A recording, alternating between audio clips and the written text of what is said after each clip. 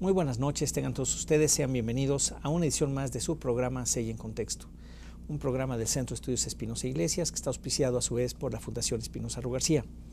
Y bueno, pues en esta ocasión, un poco en seguimiento al programa de la semana pasada, estaremos revisando lo que implica para nuestro país y para la economía de México el presupuesto federal 2017 y sus impactos sobre todo a nivel macroeconómico, que tienen que ver con crecimiento, con inflación, con tipo de cambio, con estabilidad macroeconómica y que pues de alguna manera lo trastocan. Y bueno, pues para eso tenemos la fortuna de contar con el doctor Ernesto Revilla. Muchas gracias, Ernesto, por acompañarnos, director general de Estudios Económicos en Banamex. Muchas gracias. Y el doctor Marcelo de la Jara, quien es también director del Crecimiento Económico y Mercado Laboral en el CEI. Muchas gracias, Marcelo, por acompañarnos. Bueno, pues tenemos un presupuesto, una situación bastante sui generis, ¿no? En términos de que hay una etapa de la economía mexicana en donde está llegando al último tercio del sexenio, en donde pues por razones X deja la Secretaría de Hacienda quien estuvo a cargo los primeros 4 años, Luis Videgaray, entra a la Secretaría un nuevo secretario, José Antonio Meade, que ya fue secretario de Hacienda en los últimos, si no me equivoco, 2 años del presidente Calderón. Sí. O sea, parece como que es el relevo, ¿no? El pitcher relevo, sí, para cerrar, que ya por entonces tuvo ya un déficit primario, por cierto. Sí, pero bueno, el caso es que el tema está en que sí es como sui generis, y en el programa anterior discutíamos por qué también era sui generis. Cada vez que se presenta un presupuesto, Ernesto, Marcelo, siempre hay una propuesta de política económica por parte del gobierno, donde vienen supuestos, o sea, cuáles son los supuestos detrás del presupuesto, ¿no? Y donde se dice cuánto va a crecer la economía, de qué inflación va a haber, el tipo de cambio, etcétera. Podríamos quizás revisar algunos de estos temas para empezar. Qué tan creíbles son, cómo está viendo el gobierno la economía hacia adelante en este año, Ernesto, Marcelo. Pues muchas gracias, Enrique. Efectivamente el presupuesto 2017, casi la primera hoja que tiene es lo que conocemos los economistas como el marco macroeconómico, que es básicamente la visión de cómo ve el gobierno la economía hacia el siguiente año y hacia los años por venir, porque están obligados a presentar estimaciones para los siguientes 5 años. Es un presupuesto en donde las variables macroeconómicas están relativamente cerca del mercado, cerca del consenso. No hay muchas sorpresas en el marco macroeconómico. Te digo algunos datos, por ejemplo. Por favor. Crecimiento económico, el gobierno ahora hace intervalos de crecimiento, ¿no? Entre 2 y 3% para 2017, pero podemos ver que es 2.5, el punto central de lo que el gobierno está esperando.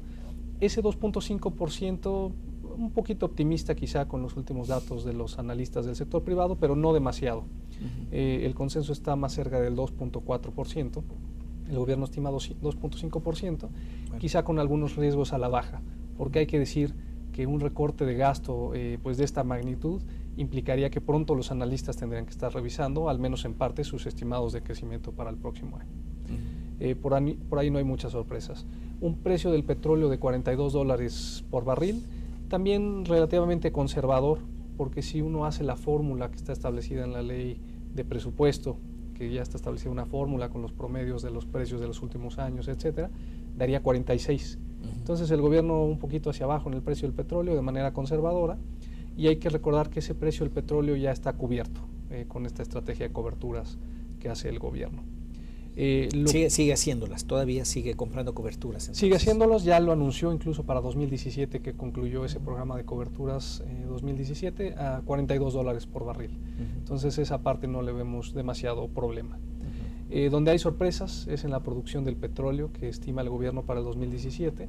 Estima producir 1.9 millones de barriles diarios, a diferencia de los 2.2 que estamos produciendo en este 2016. Es una caída de 10% en la producción del petróleo, todavía sigue 2017. En resumen, sigue cayendo la producción. Desde 2004, cada año ha caído con respecto al año anterior. Pero como pronóstico se ve razonable, digamos. Como pronóstico se ve razonable, porque esa era una de las variables que tradicionalmente siempre decían, bueno, ahora sí recuperaremos una producción muy elevada, muy optimista, que nunca se cumplía, y ahora pues que sean un poco más transparentes en decir, seguirá cayendo la producción del petróleo, se ve razonable. Rápidamente termino con otras dos variables muy importantes, que son inflación. El gobierno estima siempre en 3.0 la inflación para el próximo año, eso porque es el centro del objetivo del Banco Central. Entonces el gobierno básicamente dice estaremos muy cerca de ese objetivo de inflación, y hay que decir que vamos encaminados un poquito a esos niveles. Nosotros tenemos 3.2% de estimado para la inflación de cierre de 2016, entonces estamos relativamente cerca de esa inflación. Y por último, la variable más difícil que se ha vuelto a pronosticar para todo economista, el tipo de cambio. El gobierno está estimando pues abajo de los 19 pesos por dólar, 18.40 me parece que es el estimado puntual, y pues justamente ver lo que ha pasado en las últimas semanas hasta los niveles que en ocasiones hemos tocado por arriba del 19, pues todavía hay mucha duda respecto a esa variable, y esa es la variable en donde se ha dejado sentir más la presión de los mercados financieros internacionales sobre nuestro país. El tipo de cambio como variable de ajuste que absorbe todos estos choques. Hemos tenido tasas relativamente estables, crecimiento todavía relativamente estable, pero un tipo de cambio que absorbe la mayor parte del choque. ¿Tú cómo ves esa perspectiva? A mí me gustaron estos criterios más que los del año pasado, mucho más realistas, como menciona Ernesto. El año pasado, por ejemplo, creo que el precio que se estipulaba para el dólar estaba por debajo de 17 pesos. Y a los pocos meses, y en ese momento recuerdo que ninguno de los especialistas del sector privado estimaba un dólar en promedio a menos de 17 pesos para el año 2016. Entonces, creo que los criterios del año pasado estaban un poquito irrealistas. Creo que los de este año están mucho mejor en ese sentido, ¿no? De todas maneras, un contexto internacional muy incierto, con amenazas de aumentos en las tasas de interés importantes en Estados Unidos, que podrían, hasta que sucedan, generan muchísima inestabilidad. Seguimos de alguna manera viviendo lo que se vive desde, creo que fue mayo de 2013, cuando el Fed empezó a decir que ya era el momento de subir tasas. Estamos todavía en ese contexto internacional de muchos oídos puestos sobre Janet Yellen, de qué es lo que va a pasar con la tasa de interés, si va a subir, no va a subir. Noticias en los diarios diarias, digamos, que lee todo el mundo acerca de qué pasa con el empleo en Estados Unidos, qué pasa con la venta de casas, mucha todavía dependencia acerca de qué está pasando con la economía de Estados Unidos y por lo tanto qué va a hacer el Fed con las tasas de interés. Entonces es un factor totalmente fuera del control nuestro. Creo que el Banco de México ha tomado medidas correctas en los últimos 12 meses. Una es esperar a ver qué hace el Fed, pero no tanto. Es decir, vamos a estar atentos a lo que el Fed diga, las señales que den, pero no necesariamente vamos a esperar a que sean efectivas. Exacto. Y la razón es muy sencilla, de que basta que las expectativas dominen, digamos, que las expectativas dominantes sean de suba de tasa de interés para que el precio del dólar empiece a subir, ¿no? Y obviamente el Banco de México no puede estar a merced de esas expectativas, tiene que de alguna manera generar la contraexpectativa, ¿no? Y las medidas que estuvieron tomando de salirse de mecanismos automáticos de intervención fue la correcta, pero sin duda seguimos como en el mismo contexto, ¿no? Entonces tener criterios mucho más realistas cuando el contexto permanece, un contexto adverso, creo que es una muy buena idea. Ahora, ahí hemos tenido algunas noticias en los últimos meses, ¿no?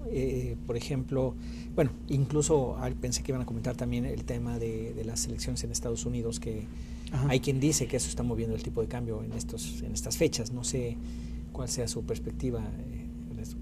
Bueno, yo creo que ya no hay duda de eso. Sí. El peso ha estado tan golpeado que son factores tanto locales como externos, y en los factores externos la elección de Estados Unidos está generando nerviosismo en los mercados financieros. Cada vez que se cierran las encuestas entre Clinton y Trump, pues hay un poco más de aversión al riesgo, porque es tan distinto el candidato Trump a lo que tradicionalmente hemos visto, y hay tanta incertidumbre respecto a sus políticas económicas, que hay incluso estimaciones de que, dependiendo las políticas que decida hacer o no, podría llevar a Estados Unidos a una recesión, y pues evidentemente por la conexión tan grande que hay entre la economía americana y la nuestra, pues una afectación muy grande a nuestro país. Leía incluso hace algunos días algunas columnas que ya decían que estudios internos de la Secretaría de Hacienda hablaban de que un peso o $1.50 de la depreciación reciente del peso se debía a Trump, así en estudios que ya se han hecho. Claramente es muy difícil decir qué pedacito de la depreciación corresponde a una cosa u otra, pero el hecho de que Trump pudiera ser presidente de Estados Unidos afectando a la economía mexicana, pues hace que algunos especulen en contra del peso, porque así podrían ganar si pensaran que Trump fuera a ser el candidato, el candidato ganador.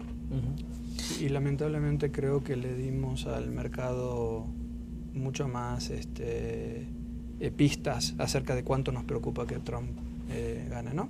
Con esta visita que hizo Trump a México.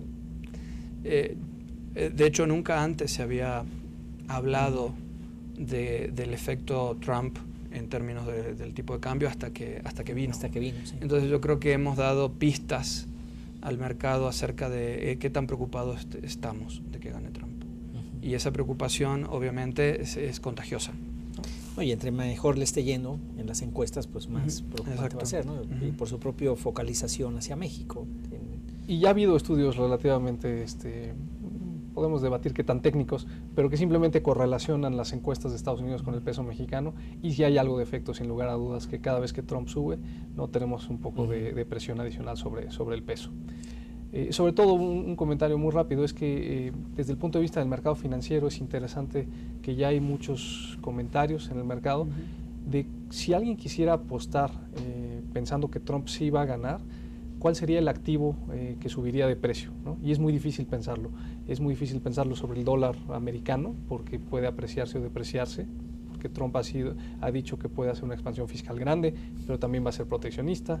Uno no sabe muy bien qué le pasaría a la bolsa de valores americana, pero lo que la gente sabe es que el precio se depreciaría en un eventual triunfo de Trump. Entonces, apostándole a eso, se están cubriendo desde antes, ¿no? Bueno, pues ahí tienen ustedes, ahí tenemos una serie de elementos importantes. Nos tenemos que ir a un corte y regresamos en esta edición de CI en Contexto. Volvemos.